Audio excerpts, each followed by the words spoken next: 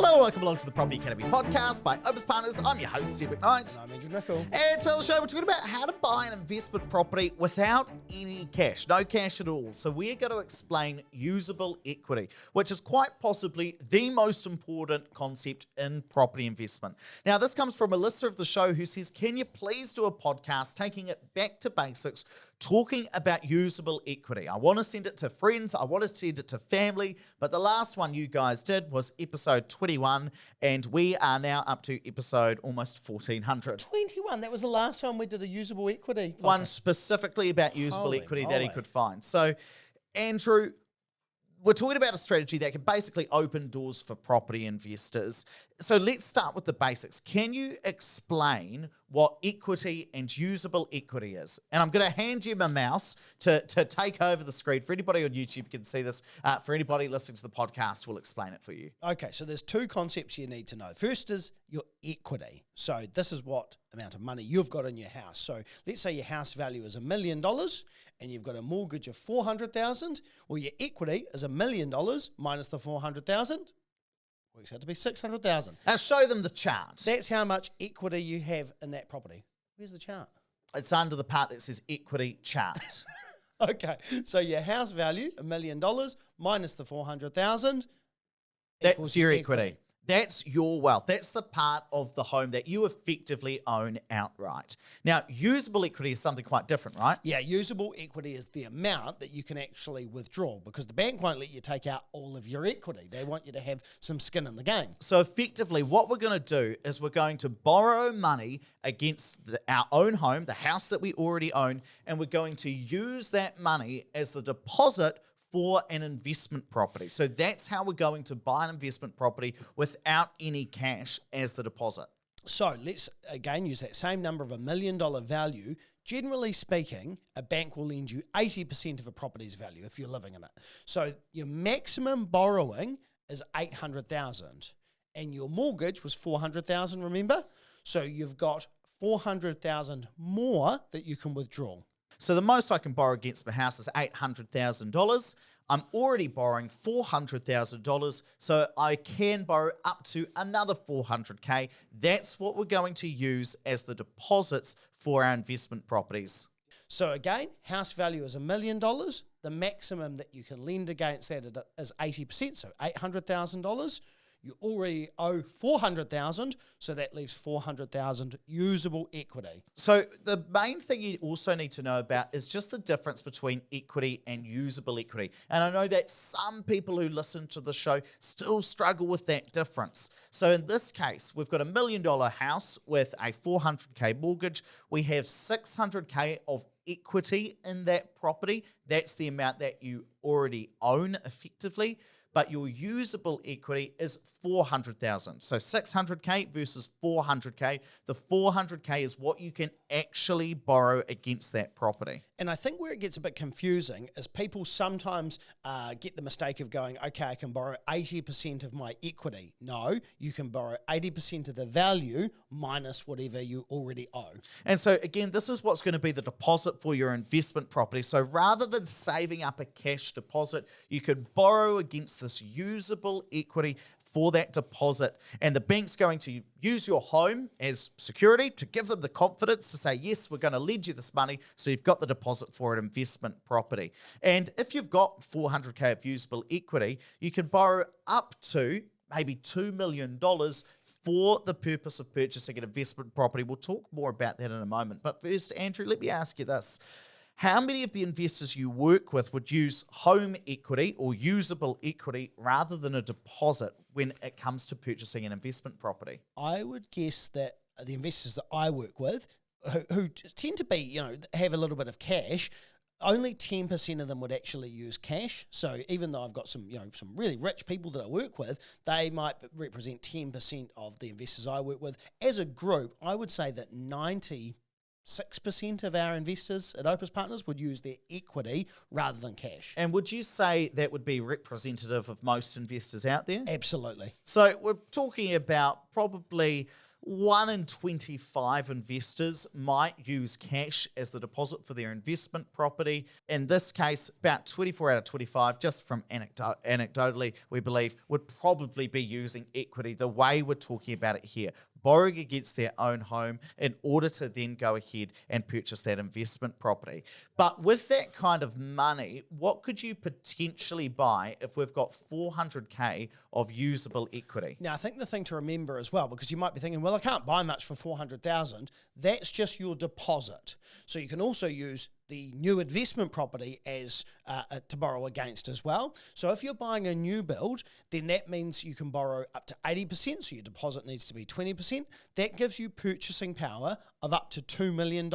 And what do you mean by purchasing power? So you've got the ability to go and buy $2 million worth of investment properties. So you could buy 4 $500,000 properties or 1 $2 million property. And this is only from the deposit side. The bank's also going to have some tests looking at your income, but we're just talking about the deposit side. Now, that's if you're purchasing a new build, which requires a 20% deposit. What if I've got that same amount of usable equity, 400K, but I want to purchase an existing property, maybe I want to renovate? So then you need to have a 35% deposit, and so that means your purchasing power is reduced to $1.14 million. Cool. So your two options there, if you've got 400K worth of usable equity, you can either buy $2 million of new builds or about $1.14 million worth of existing properties because they require that higher amount of deposit. But I tell you what, I also thought would make it a bit easier for you. So one other way to do it is, let's say you're looking to buy a new build and you've got 400K worth of usable equity. If you just multiply that by 5, that gives you what you can potentially purchase. And you can use lots of different numbers. Let's say it was 200,000, multiply it by 5, you get $1 million. Say you got 100,000, multiply it by 5, you got $500,000. So really easy way to figure out how much can I afford for a new build based on my usable equity. Now, with an existing property, because you need a higher deposit, it's a bit different. You take your usable equity and you just multiply it by 2.86. So if you've got $400,000 of usable equity and you multiply it by 2.86, that gives you your $1.14 million roughly of purchasing power for existing properties. And because if you're buying existing, you're probably going to cash flow hack, you're probably going to renovate.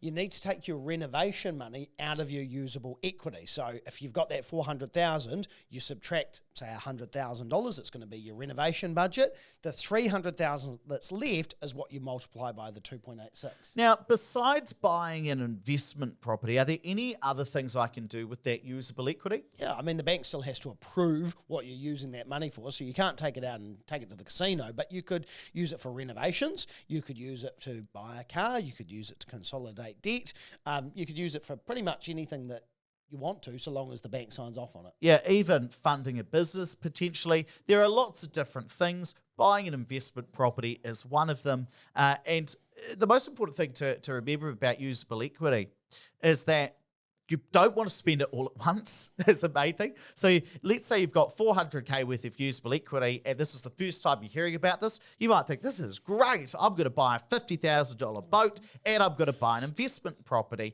and I might still have a little bit left over. You probably want to be quite strategic about this. So let's say that you find out that to achieve your financial goals, you need to buy 2 or 3 investment properties. You probably don't want to be going out and buying a nicer car and a boat and an investment property and maxing out all of the money or all of the equity, usable equity you've got within your house, because then when it comes to buying an investment property later on, might be a bit difficult. Yeah, you still have to pay that money back. You're just lending it against your house. Well, that's actually the risk and the downside of borrowing against usable equity, right? You are taking on more debt, and whether that's a good or a bad financial decision really depends on what you do with it. Yep. So if you're buying a whole heap of toys like jet skis, newer cars, boats, that's probably not a good idea most of the time, because it's just another form of debt. Now, the interest rate might be slightly lower because you're borrowing against your house rather than putting it on a gem visa or something similar, but you are buying toys with debt is the main thing in that case. If you're instead buying an investment property or another asset that's going to give you a return, that could be a good financial decision. But it depends how you go about it. Now, can everybody tap into that usable equity? Can everybody borrow against that money they've got in their home, Andrew? No, you have to have the ability to service and repay that lending. So if you've got a whole lot of usable equity in your house, but you're not working at the moment, the bank's not going to give you the money because you've not got the ability to pay it back. Similarly, if you're going to go take that equity and you're going to go buy an investment property, if the bank doesn't think that you can afford the new investment property, make the top-ups, they're not going to give you the money for the deposit side of things. And what sort of people would have a bit of usable equity to be able to go and purchase an investment property with? Well, anyone that's owned their property for, say, 5 years, and so, they've started out with a bit of a deposit, the property value's gone up a bit, it's gone down a little bit, and they've paid the mortgage a little bit. So, now there's some usable equity potentially to play with. And a really easy way to figure this out is we actually have a usable equity calculator on our website. You can put your details in, number of properties you've got, all of that good stuff, and then you're able to go ahead and find out how much usable equity you specifically have. Now, Andrew, if someone wants to go and buy an investment property, how do they actually tap into that usable equity? How do they get the money from the bank to go buy that investment property? So you probably do that through your mortgage broker, or potentially, if you've got a business banker that you work with at the moment, or a personal banker you work with, you'd contact them. You'd do some calculations yourself. I'd use a tool like our online calculator first and figure out, what have I got available? Yeah, that's a meaningful amount. I can do something with that. Then I'd with my mortgage broker or my banker, I'd get them to set up a facility so that money was available. So something like a revolving credit facility. If they said, hey, you've got $400,000 available, we're happy to give you all of that money for you to do what you want with. Set up a revolving credit for that $400,000 so that then when the right deal comes along, you can just withdraw that money. Yeah, I thought that the maximum they'd do these days was $250 or something like that. Yeah, it depends on the bank. So I was just By way of example, some banks won't let you borrow up to 400K as a revolving credit. There are different. They offer different products based on who the bank is, but that's an example. Yeah. So I think first step for you, if you're interested in tapping into this, Google Opes Partners Usable Equity Calculator, or I think even if you just Google Usable Equity Calculator, it's usually the first thing that comes up. Find out how much you've potentially got within your own home to play with, and I'll also link that calculator down in the show notes. So if you're on YouTube, just scroll down, it'll be in there. If you're listening to the podcast, tap or swipe over the cover art, the link will be in there. And then if you think, hey, we've actually got some money there that we can play with, your next step would be to talk to a mortgage advisor. If you're looking for a recommendation, we've got a whole team who does that here at Opes Partners called Catalyst Financial. If you're interested, you can check them out.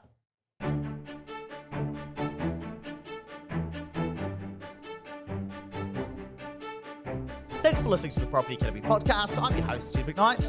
We're going to be back again tomorrow with even more daily strategies, tactics, and insights to help you get the most out of the New Zealand property market. Until next time.